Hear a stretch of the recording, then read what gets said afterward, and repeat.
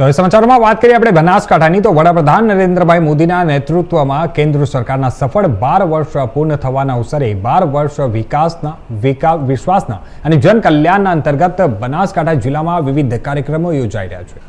રાજ્યના વન અને પર્યાવરણ રાજ્યમંત્રી પ્રવીણભાઈ માળીના અધ્યક્ષ સ્થાને અને પાલનપુરના ધારાસભ્ય અનિકેતભાઈ ઠાકરની ઉપસ્થિતિમાં અમીરગઢ તાલુકાના રામપુરા વડલા ગામ ખાતે એક પેડ માં કે નામ 3.2 નિમિત્તે વૃક્ષારોપણ તેમજ વન કવચનો ખાતમુહૂર્ત કાર્યક્રમ યોજાયો હતો।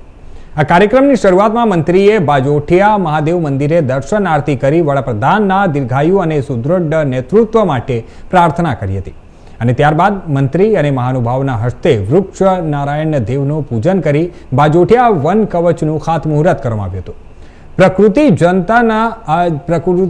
જતનના અનોખા અભિયાનમાં સ્થાનિક ગામની 48 માતાઓ અને 48 બાળકોએ ઉત્સાહભેર ભાગ લઈ એક પેડ માં કે નામ 3.2 અંતર્ગત 12 અલગ અલગ પ્રજાતિના કુલ 240 પવિત્ર રોપાઓનું વાવેતર કરીને પર્યાવરણના જતન માટેના સંકલ્પને દોહરાવ્યો હતો।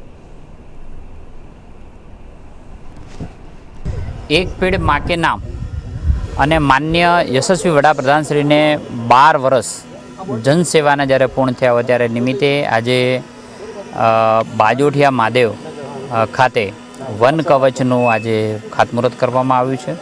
20,000થી વધુ વૃક્ષો આજે 12 વર્ષ પૂર્ણ નિમિત્તે આજે વાવેતર કરવામાં આવ્યું છે।